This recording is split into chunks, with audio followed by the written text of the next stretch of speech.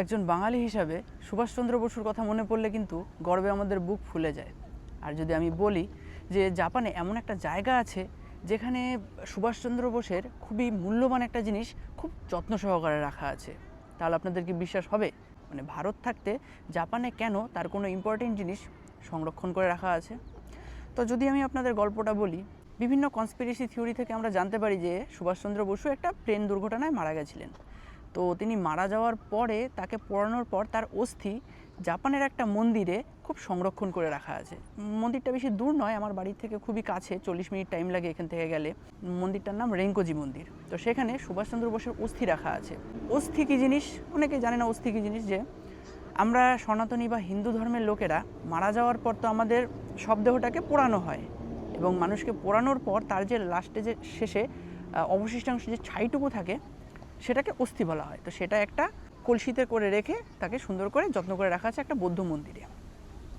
এবার যদি আমি বলি যে জাপানের সাথে সুভাষচন্দ্রর কী কানেকশান, যখন ব্রিটিশরা সুভাষচন্দ্র বোসকে তার কলকাতার বাড়িতে আটকে রেখেছিল, তো সেখান থেকে সে পালিয়ে সে তার ভাইপোর সাহায্য নিয়ে সে প্রথমে যায় পাকিস্তানের পেশোয়ারের থেকে সে যায় আফগানিস্তানের কাবুলের পর সেখান থেকে সে যায় রাশিয়ার মস্কো, এবং সেখান থেকে সে যায় জার্মানিতে।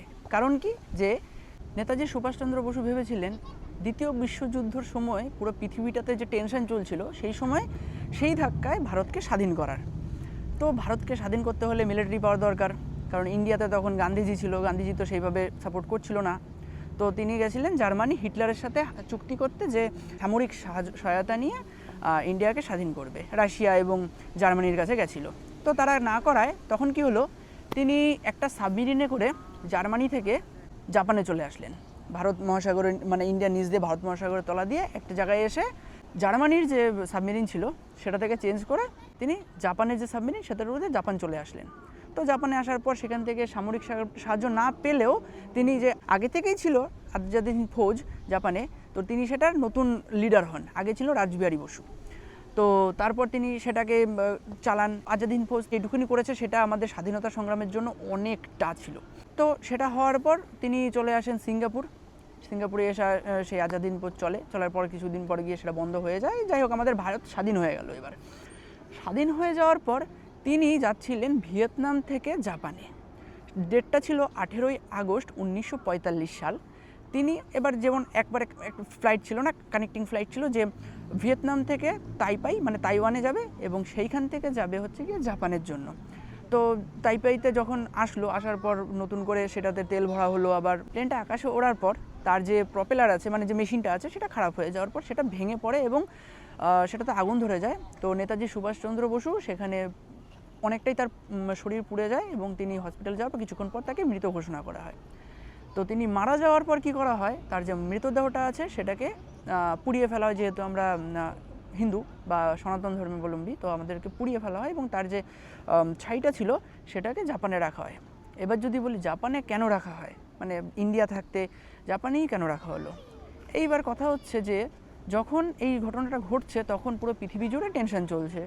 ইন্ডিয়াতে তখন ঝামেলা চলছে, নতুন নতুন স্বাধীন হলো আমাদের দেশ। সেই জন্য জাপানের একটা বৌদ্ধ মন্দির রেনকোজি মন্দিরের যে পুরোহিত ছিলেন তিনি সেটার দায়িত্ব নেন এবং সেটা জাপানে রেখে দেয়, যে না, এখন এটা ইন্ডিয়াতে পাঠানোর দরকার নেই, যখন ইন্ডিয়া ঠিকঠাক হয়ে যাবে তখন সেটা আপনারা ইন্ডিয়াতে পাঠাতে পারবেন বা তখন ইন্ডিয়াতে আপনারা নিয়ে যাবেন। যাই হোক, তো তখন থাকার পর তারপর আর ইন্ডিয়াতে আনা হয়নি, কারণ আমরা বাঙালি হিসেবে আমরা সবাই মনে করি যে নেতাজি সুভাষচন্দ্র বসু তখন মারা যাননি, তিনি আরও অনেক বছর বেঁচে ছিলেন। বিভিন্ন জায়গায় বিভিন্ন ডকুমেন্টসে কিন্তু প্রমাণ হয়েছে যে নেতাজি সুভাষচন্দ্র বোস কিন্তু অনেক বছর বেঁচে ছিলেন। এখানে কিন্তু আমাদের ইন্ডিয়ার অনেক প্রধানমন্ত্রী এবং যে সুভাষচন্দ্র বসুর ফ্যামিলি মেম্বার্সরাও কিন্তু এসেছিল এখানে, তারা শ্রদ্ধাঞ্জলি দিয়ে গেছে। তো যাই হোক, আমার বাড়ির খুব কাছে একটা জিনিস, যদি কেউ জাপানে আসেন তাহলে কিন্তু আপনারা এই জায়গাটা ঘুরে আসতে পারেন। খুব সুন্দর জায়গা, গেলে আপনাদের খুব ভালো লাগবে। একটা খুব সুন্দর মন্দির, একটা বৌদ্ধ মন্দির, যেখানে আমাদের দেশের স্বাধীনতা সংগ্রামী এবং আমাদের বাঙালির গর্ব নেতাজি সুভাষচন্দ্র বোসের অস্থি রাখা আছে। ভিডিওটি দেখার জন্য ধন্যবাদ।